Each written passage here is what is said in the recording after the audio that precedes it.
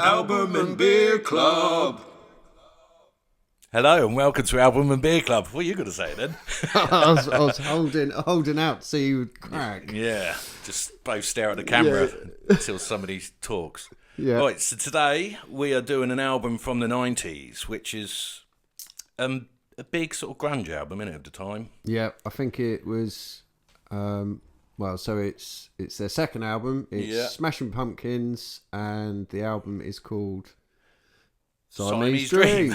I nearly said Gish then. That was their first one, wasn't it? Gish was their first one. Yeah, so this was pretty much their major breakthrough album, even though they were pretty big with Gish, weren't they? Yeah, this was 1993. Yeah. Gish kind of broken through a bit on that, and Butch Vig produced Gish and also the follow-up, this one. Yeah, and also famously Nevermind as well by Nirvana. Yeah, so this would have been after Nevermind. So I think there was quite a lot of pressure on probably the band and the producer on this album to show that they could come up with something after both having hits, really, which is a bit of a weird situation. Yeah, because they were tipped to be the big alternative band to break it big first. And they didn't quite do it with Gish, but they wanted to do it with the next album. But Nevermind came out, and Nirvana were the biggest band going, and they kind of missed their chance, they thought, because they said they went from Gonna-Bees to Has-Beens overnight when Nevermind came out. They kind of missed the boat a little bit. Yeah. But looking at it now, they're completely different. 100% different bands. It was just that kind of genre. They were expected to be the band to put it into the mainstream, but Nirvana did it first. Yeah, and it happened to be with the same producer, didn't it? Butch Vig. Yeah, definitely. And he was famously in, what are they called, in that band, wasn't he, drummer? Garbage. Oh, yeah. Well, he set up Garbage with another two sort of producer friends, and they set it up in like kind of like it was a proper band though, wasn't it? Yeah, it's a proper band. They done it in I think they might have done it in '95 because the Garbage were massive, and they got what's her name, Shirley Manson.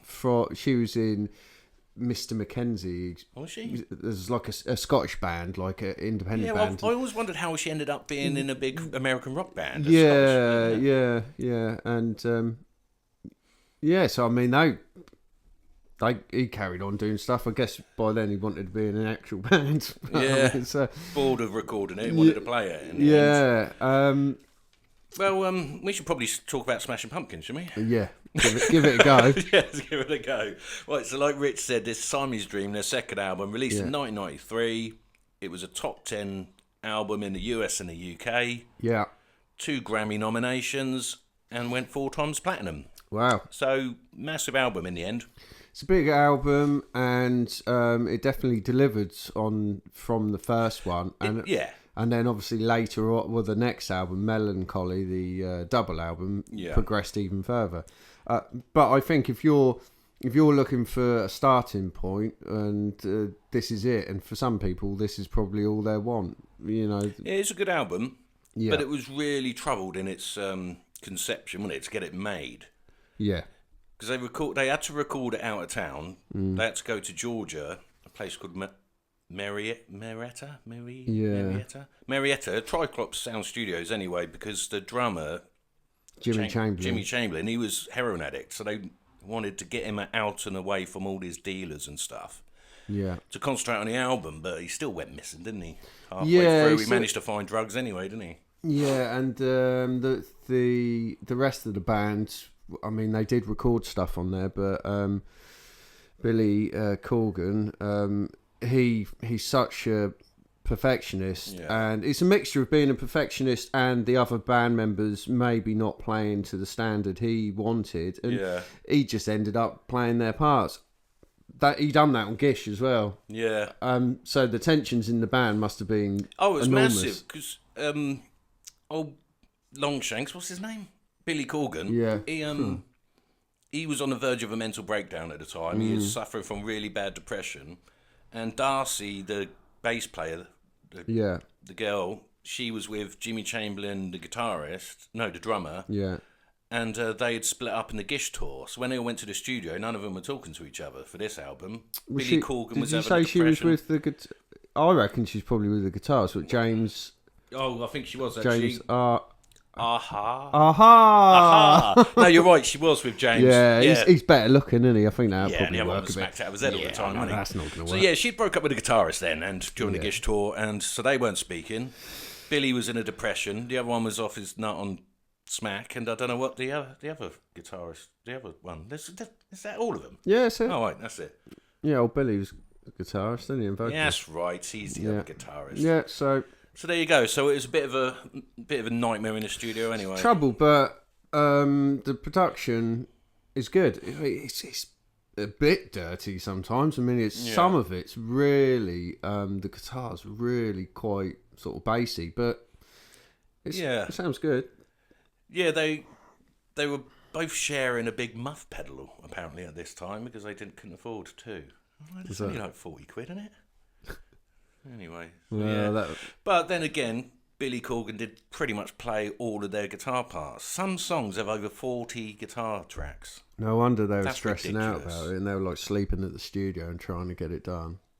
I think as well that they once the recording was finished, old Butch and Billy, the double like act, cowboys. Yeah, they they couldn't bear to mix it. They gave the mixing duties. Oh, I bet they were fed up of it. Yeah, they gave the mixing duties.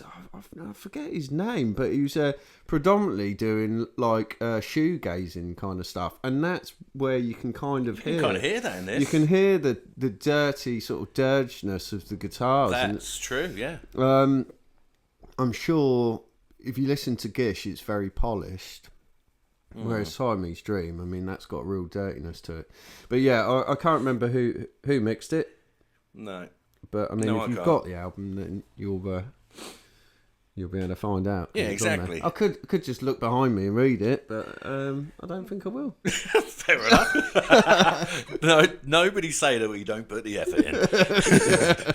Anyway, I like the quieter ones on this album, to be fair. And there is quite a few. It's a nice mix. Disarm, I think, is brilliant. Isn't that a funny hit? That was a single, wasn't it? And it was quite a big hit for a rock band. Do you know, look, I've got it written down. Do you know what number it got to in the UK charts? It's not going to be in the top 10. 14. You were right. It's not in the top 10. Oh. It's number 11. Oh. I mean, that's surprising. That hasn't got that's a nice song, but that isn't a hit. How did that get to number 11?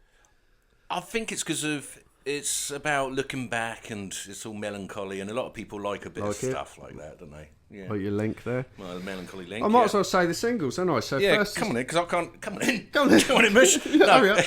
No, because I can't even remember what singles were offered this. Right, first one's Cherub Rock, and that got to number 31 in the UK charts. That's the first song on the album as well, isn't it? And that's some great drumming. But I mean, to be honest, all the musicianship on it is brilliant. Yeah, I mean, just Billy and the drummer. And old Jimmy, yeah. I mean, the drumming's...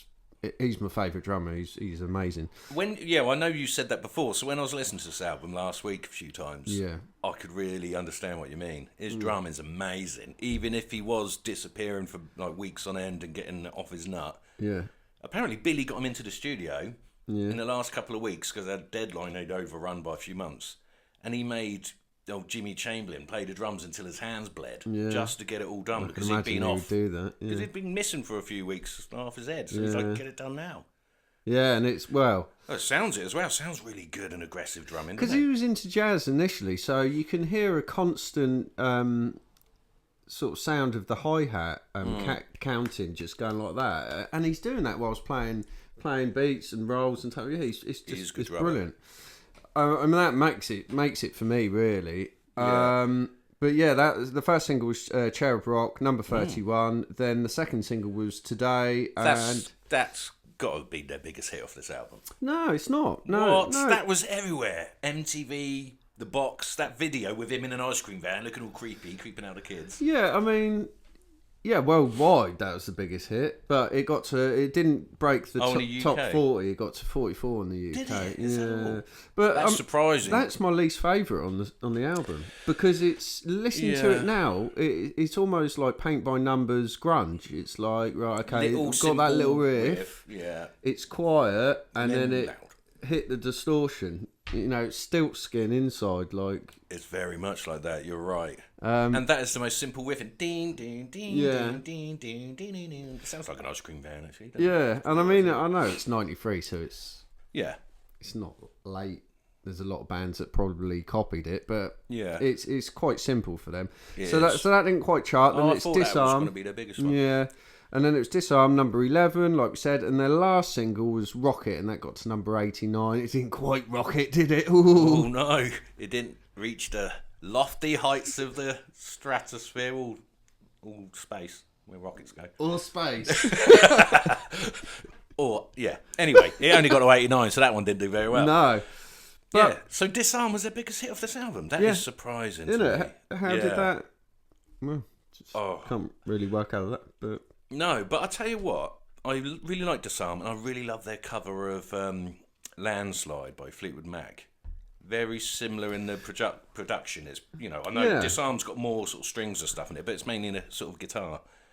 And I just like his sort of slow stuff because sometimes the heavy stuff, his voice grates on me. Yeah, He's got that really grating voice sometimes, doesn't he? Well, I think probably Melancholy and Infinite Sadness, the production is clearer on that. It was produced by Flood. And although it's a massive album, it's got a lot of nice slow stuff. That's when the rest of the band were allowed to play on it. And there's vocals by him as well. And Cheers, Billy. Yeah. Billy got out of his depression funk and let everybody join in. Yeah. Even though he started calling it melancholy and whatever, the eternal sadness or whatever it's called, isn't it? Infinite sadness. Well, similar. It's great artwork for that. Sorry, but that's probably the. I just remember a video that's like an old stage play with the moving. Tonight, that one. That's the one. And then Bullet and Butterfly Wings is on there. Is the album a lot like that with lots of strings? And don't go on about Zero. We'll talk about that later. Yeah. But is the whole album very big production with all the strings and stuff? No, some of it's really simple. Really sort of bombastic. And some of it's really simple with just vocals. But it's a vast album, but it's good because of that. It's a bit like Sandinista Clash. You never finish listening to it. You just don't ever get that long. You just don't. Yeah, it goes on for eternity. Every time you listen to it, there's always things you find from it. Yeah, that could be good or bad, can't it? Double albums I'm always wary of. Oh, yeah. That's why I've never listened to Stadium Arcadium by the Chili Peppers, because I thought, nah, that's going to be crap. Because you're going to have so much fillers and padding out of the album. Yeah, and that is true with a lot of the time. But Smashing Pumpkins' Melancholy one is actually good quality. I've never listened to that, weirdly enough. I stopped listening to them after this album, really. It's got 1979 on it as well. That's a good song, but that's another one that I don't know whether it's overplayed or it's just overplayed at our studio. Oh, in your studio, definitely. It's on every day, does my head. Yeah, but that's a good song, actually. That was probably a big hit for them. Yeah. So so that's the singles from this album. Yeah. Aside from the singles, there isn't really a weak song on this album. There's some nice soft moments. It's quite hard to pick out some of the album tracks because it does kind of merge into like a big wall of sound, doesn't it? And it does. And like we were saying earlier, we sort of just listen to the album but don't pay attention what the song's called. Yeah. Which doesn't really help us when we're trying to talk about the album, does it? Not really. I just know that, I don't dislike any of them. There's some soft bits, there's heavy bits, and it fits together like an album. It means a lot of times you'll listen to an album by a solo act or a band, and you'll go, what is that song on there for? It just doesn't sit. I mean, this sits perfectly as an album. You wouldn't remove any of the songs. No. But that's not to say that... there's loads that stand out either. It's just there are definitely standout moments in it. I mean, Quiet. That's a lie. That's not quiet, is it? No. That's loud. That's which is good. Yeah, I really like Mayonnaise. Me too. Literally Rich's favourite condiment is mayonnaise. Do you remember when you got that jar? That was like massive. It's the catering tubs, and it was like a paint tub. Have you still big got some of that plastic left? one. What you on about? That was years ago. I had it within a week. My insides were drowning. Oh yeah, you love your mayonnaise. Do you know why or how he got the title mayonnaise? I don't know. This is a direct It's not quote. going to be rude, is it? No, Billy Corgan said, because everyone asked him why it's called mayonnaise and all of this, because it's quite a famous song. And apparently he said he looked in his fridge. Oh. Bit uninspiring, isn't it? Yes. So there you go. But that's the song. That song is quite famous for its squeaking guitar, isn't it? Yeah. So he looked in his fridge. So should we just went? Should we go through what else he could call it? Eggs, butter. You put eggs in your fridge? Well, fridges have They the do egg have the holder. egg tray. Yeah. I take that out and I put other stuff in that tray. What? Let's play what Dan puts in it. Lemons. Tomato puree. What puree? In the tube. Oh, not sorry. Just, I don't still, squeeze it into the door. I'm still Oh, expecting the egg shape, so I'm still going with. oh no, I take that whole bit out. Right, got you. It takes up too much room. You can put lots of lovely bits in it. Where'd you put the tray? It's in the back of a cupboard somewhere. Wow. The eggs stay on the side. Only Americans cool their eggs, don't they? Yeah, no, we leave ours out anyway. Yeah, so do we, because we're not nuts. Anyway, so what are we talking about? What's in the fridge? Well, Billy had mayonnaise in his. Otherwise, it could have been called something else, couldn't it? Just that is a bit strange. That's a bit disappointing, actually. I've gone off that a little bit. Older song, yeah. Yeah, definitely not. Yeah. Yeah, because it's famous for that squeaking guitar sound. Whenever, and I was listening to him talking, and he had a cheap sort of guitar and amp, and the pickups in the guitar were not earthed properly. So every time there's a muted bit supposed to be, he covered the strings up. The pickups would feedback. Yeah. And that's where he gets that noise every time he covers the strings, which makes that song. And they kept it in there. They even boosted it up to make it a part of the music, even though it was an accident. As Bob Ross would say, a happy accident. Right. Oh, you are familiar with Bob Ross? Yeah, no, I good. know you. Otherwise see, I wasn't talking about the producer from Bombay. I was on about the artist from America. I know what you're saying. Yeah. Well, let's go on. Let's go on to some drink. This is the worst one ever. We're going for beer of the week now. Yeah.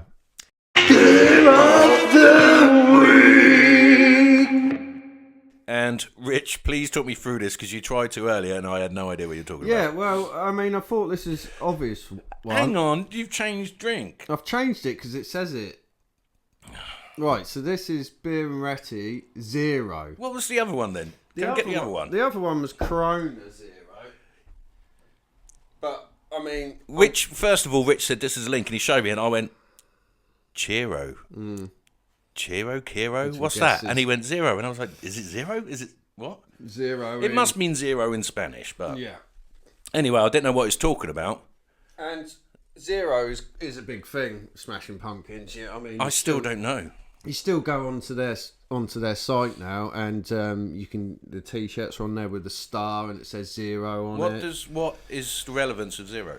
Well, it was as far as I remember. I'm starting to doubt myself now. It was a song from Melancholy. Oh, right. Sadness, So it was an actual song. But he used to wear quite a few tops with it. It was like silver ones, and it would be a star. And it said zero going across it, and I thought zero, perfect. That's zero. But Dan don't know what I'm on about. I didn't for ages. I was no idea what he was talking about. But there you go. That is the link. Beer of the week, and Rich has taken that one on today. Yeah. Beer Moretti Zero it's nice because Billy wore a shirt with zero on it.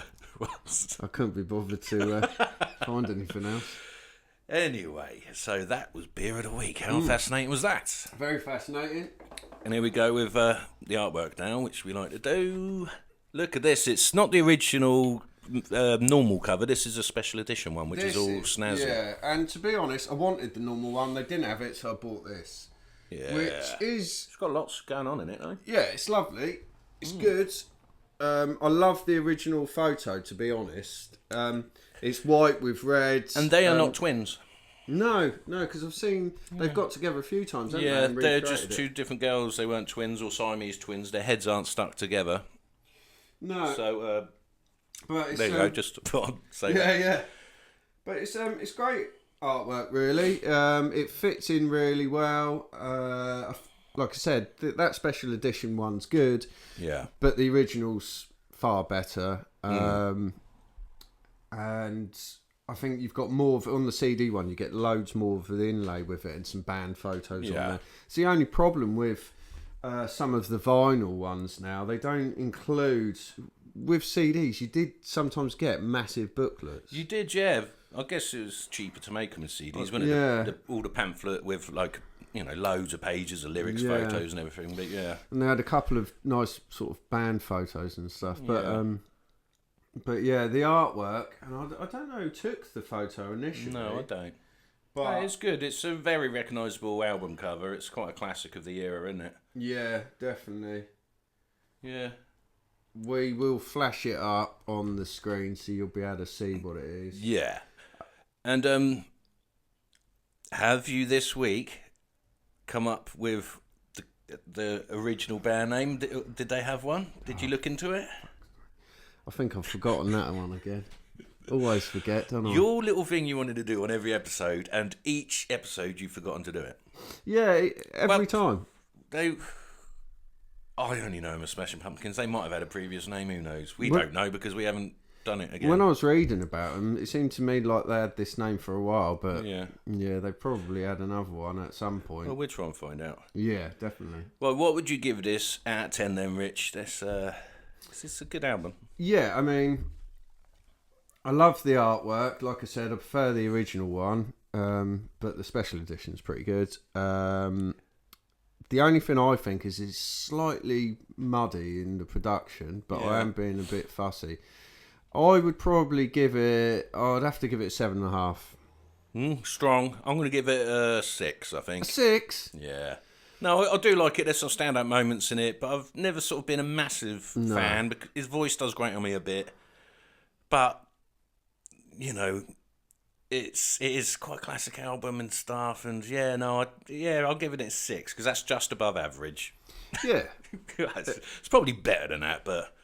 Yeah, it is, but I mean, it's. I do agree with you. His voice can be a bit grating, but yeah. Well, there we go. That was us having a look at Siamese Dream by the 8-foot-tall Festa lookalike Billy Corgan and his mates. Lovely. Like and subscribe. See you next time. See ya. Bye. Album and Beer Club.